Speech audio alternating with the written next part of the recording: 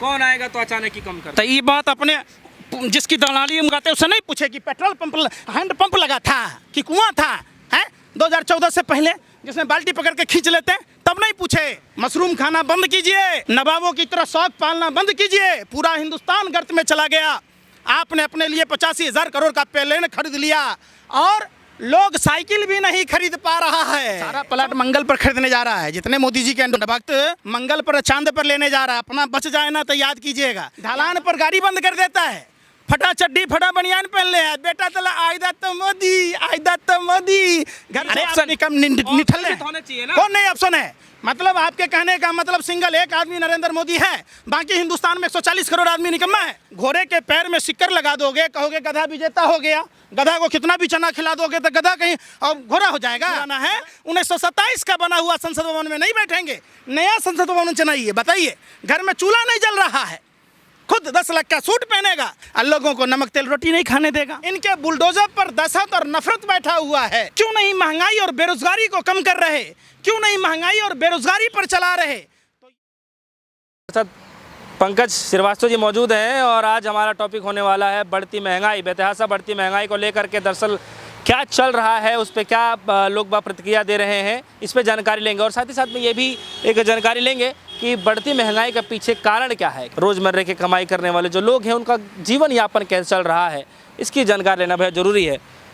आप तो लोगों से लगातार बात करते रहते हैं, एज अ सोशल एक्टिविस्ट के तौर पे आप लोगों के बीच में भी जाते हैं, दुखड़ा भी सुनते हैं। क्या लग रहा है, बढ़ती महंगाई कुछ एहसास है?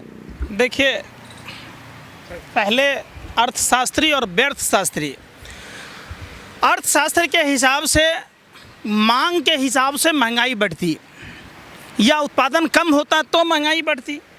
व्यर्थशास्त्रियों के हिसाब से ये व्यर्थशास्त्र है, नफरत और जो देश में चल रहा है कृत्रिम पॉकेटमारी, उससे महंगाई बढ़ रही है। ये हमारे देश के सबसे बड़े व्यर्थशास्त्री गोवलकर का सिद्धांत, आज उसी व्यर्थशास्त्री का चेला, देश का विनाशकारी प्रचार मंत्री के प्रधानमंत्री रहते हुए ये व्यर्थ की बातों में दिमाग लगाते, ये कभी ये नहीं सोचते कि देश की अर्थव्यवस्था कैसे बढ़ेगी, देश का जीवन कैसे खुशहाल होगा। ये कहते आप बुलडोज़र बुलडोज़र की बात कह रहे। इन नफरती चिंटुओं से पूछिए, इनके बुलडोज़र पर दहशत और नफरत बैठा हुआ है। अगर इनका बुलडोज़र क्यों नहीं महंगाई और बेरोजगारी को कम कर रहे, क्यों नहीं महंगाई और बेरोजगारी पर चला रहे, तो ये बुलडोज़र किस पर चलाते हैं? नफरत और दहशत के नाम पर बुलडोज़र चलाते। क्या होता है बुलडोज़र भैया? आप चलाइए ना। आप देश के आने वाली पीढ़ियों के साथ एक क्रूर और भद्दा मजाक कर रहे हैं। इसके लिए इतिहास आपको कभी माफ़ नहीं करेगा। इन लोगों ने घूट घूट कर जीनों को विवश कर दिया देश की आवाम को। जो भारत, खुशहाल भारत, जिस भारत में लोग एडिडास प्यूमा के जूते पहनने लगा था, उस भारत में चप्पल और जूते छीनने का काम किया। जबकि प्रधानमंत्री जी कहते थे, भाइयों एवं बहनों, मित्रों, हवाई चप्पल वाला हवाई यात्रा करेगा। देश ने देखा काल में लोग नंगे पांव चल रहे थे, लोग पैरों में प्लास्टिक की बोतलें पहनने को मजबूर हो गए, लोगों के पैरों से जूते और चप्पल छीन लिए गए। लेकिन खुद को प्रधानमंत्री मशरूम का सब्जी खाकर अहंकार के आखंड में डूब गया, देश को गर्त में ढकेल दिया। खुद मशरूम की सब्जी खा रहा और दूसरे के थाली से नमक और तेल तक गायब करने वाला विनाशकारी प्रचार मंत्री अखंड भारत का, जिसने भारत को सत्यानाश कर दिया, गर्त में ढकेल दिया। गधा के जन्म छुरा रहे, कब बाप मरा अंधेरे में बेटा के नाम पावर हाउस है। पूरे वर्ल्ड में 13वीं सदी का, 14वीं सदी का, 16वीं सदी का संसद भवन है, फिर भी हमारे प्रधानमंत्री को अपना 1927 का बना हुआ संसद भवन में नहीं बैठेंगे, नया संसद भवन चाहिए। बताइए, घर में चूल्हा नहीं जल रहा है, खुद 10 लाख का सूट पहनेगा, खुद 5 लाख का बूट पहनेगा, 1.5 लाख का घड़ी पहनेगा और लोगों को नमक तेल रोटी नहीं खाने देगा। नहीं, इसके पीछे की वजह क्या है? अगर दूसरी सरकार भी आती तो कह रहे हैं कि लोग महंगाई फिर भी बेतहाशा इसी तरीके से बढ़ती, तो सरकार की इसमें कोई कमी नहीं है। किसने कहा ये बात? किसने कहा? जो पेट्रोल डीजल पर जो सरकार के द्वारा पॉकेटमारी की गई, उन पैसों का क्या हुआ? देश की तमाम संपत्तियों को जो बेचकर पैसे आए, वो पैसे कहाँ गए? आप बता दीजिए। हमने तो नहीं खाया, हमारे नाम पर कर्ज क्यों? एक हिंदुस्तान की 140 करोड़ आबादी तो नहीं खाया आप, और भाजपा आरएसएस के लोगों ने लूट खसोट मचाई, भाजपा आरएसएस के लोगों ने जमकर देश को लूटा, तो कर्ज उनके ऊपर होना चाहिए। भारत के आम नागरिकों पर कर्ज क्यों है बताइए आप? वो तो खुद से कह रहे हैं कि राशन मिल रहा है इतना कि अरे भैया, जो हराम का खाता है वो भाजपा का गुण गाता है। एक बात बताइए, 5 किलो गेहूं आप हमको दे रहे और हमारे पर लाखों का कर्जा चढ़ा दिए, आप निभाइए ना शेर पालने का फर्ज। देश के विनाशकारी प्रचार मंत्री ने बढ़ा दिया आपके ऊपर लाखों का कर्ज, आपको नहीं दिखेगा। पूरा विश्व का भ्रमण कर लिया, मशरूम की सब्जी खा रहा, 10 लाख का सूट पहन रहा, 5 लाख का बूट पहन रहा। हम लोग तो हिंदुस्तान की आवाम रोटी पर नमक तेल नहीं खा पा रहे, और उसका कर लिया हुआ कर्जा आप समझिए हम लोग चुकता करेंगे, हमारी आने वाली पीढ़ी करेगी। माल महाराज के मिर्जा खेले होली है? आप अपन राष्ट्रवादी होते तो राष्ट्र के खातिर सोचते, अपने विधायक मंत्रियों सांसदों के पेंशन बंद करते, सैलरी में कटौती करते, फंड में कटौती करते, और जो अपने पार्टी के नेताओं को सलाहकार समितियों में सदस्य बना बना कर देश को लूटा है, ये देश कभी माफ नहीं करेगा। ये वही भारत है जब अपन देश के लिए ही तो कर रहे हैं ना। लोगों का ये कहना है उनके आगे पीछे कौन है, वो तो देश के लिए करते हैं, सारा जीवन हो गया। जीते, उधर योगी जी। अरे हो गया बेशर्मो, सत्ता के दलालों। गब्बर सिंह को कौन था? 16 फिल्म देखा था। गब्बर सिंह डकैती डालता था, किसके लिए डालता था? जिसके बाप दादा ने गोरे अंग्रेजों के चौका बर्तन किए, माफी मांगा। ये सावरकर और गोडसे के लोग हैं। इन लोगों ने देश को गर्त में ढकेल दिया।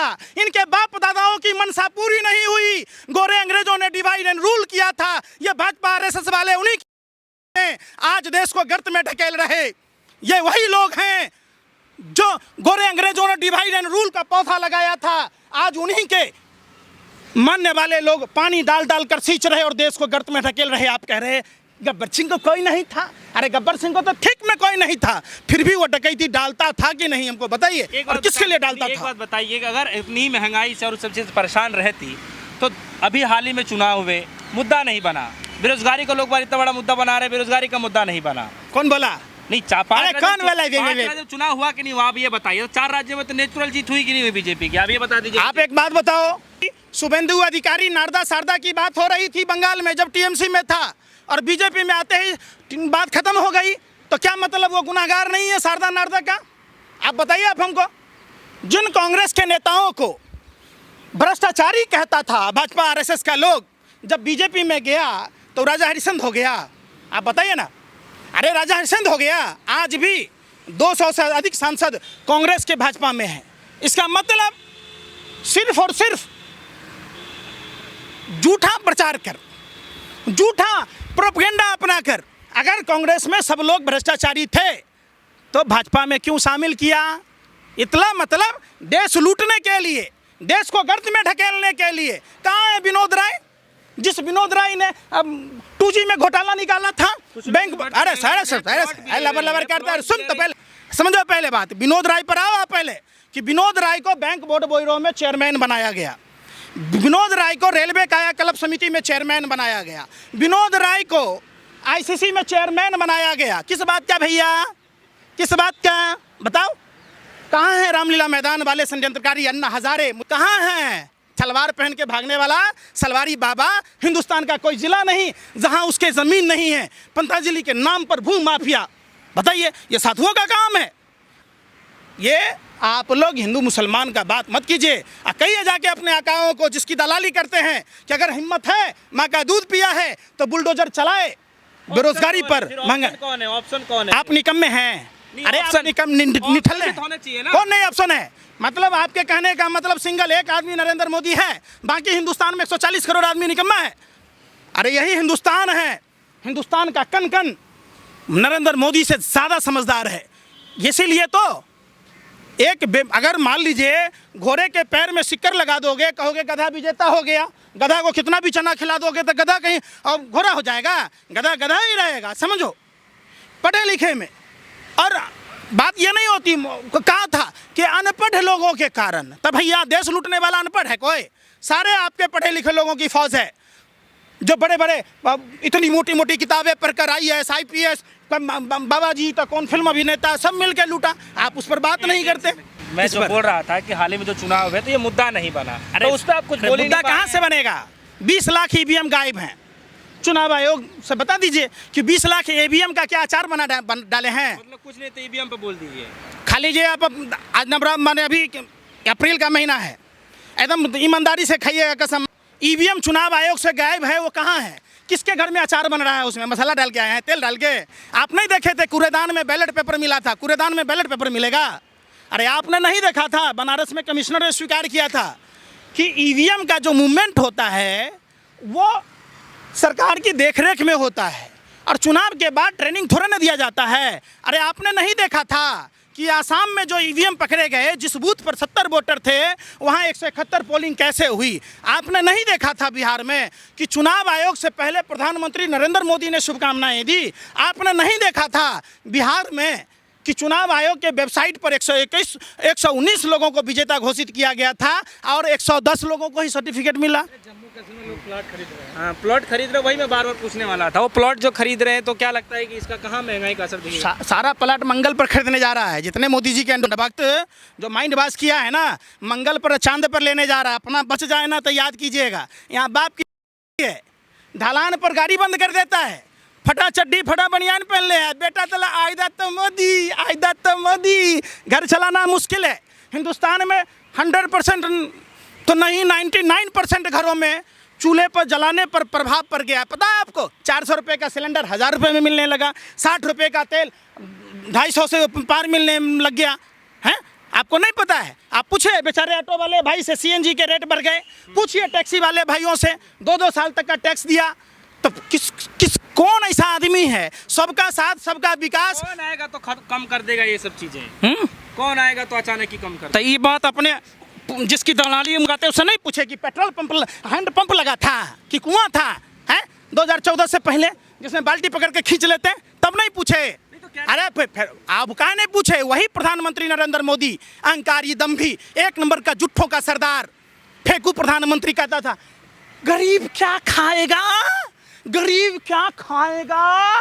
प्रधानमंत्री महंगाई के मौ नहीं बोलते तो आपको मौ बोलने में का छठी रात का दूध याद आता है? आप बताइए, आप बताइए ना। अब बोलने में का छठी रात का दूध याद आता है? क्यों नहीं बोलते? अब महंगाई में लोग क्या खाएगा पूछे प्रधानमंत्री जी। मशरूम खाना बंद कीजिए और नवाबों की तरह शौक पालना बंद कीजिए। पूरा हिंदुस्तान गर्त में चला गया। आपने अपने लिए 85,000 करोड़ का प्लेन खरीद लिया और लोग साइकिल भी नहीं खरीद पा रहा है। समझिए, लोन से गाड़ी लेना और लोन से तेल भराना तो दूर की बात है। कहाँ है अमिताभ बच्चन, अनुपम खेर, ये सब कहाँ है? कहाँ है अक्षय कुमार? पूछिए इन लोगों से कि साइकिल भी इतना महंगा हो गया कि अब साइकिल भी 5,000 से कम में नहीं मिलता है। हमारे देश के जो लोग 50% आबादी साइकिल से गुजारा करती है। पूरा गांव में साइकिल ही सबसे बड़ा साधन है। अब वो साइकिल महंगा हो गया, पंचर बनाने लायक नहीं छोड़ा। संज्ञान लेना चाहिए था।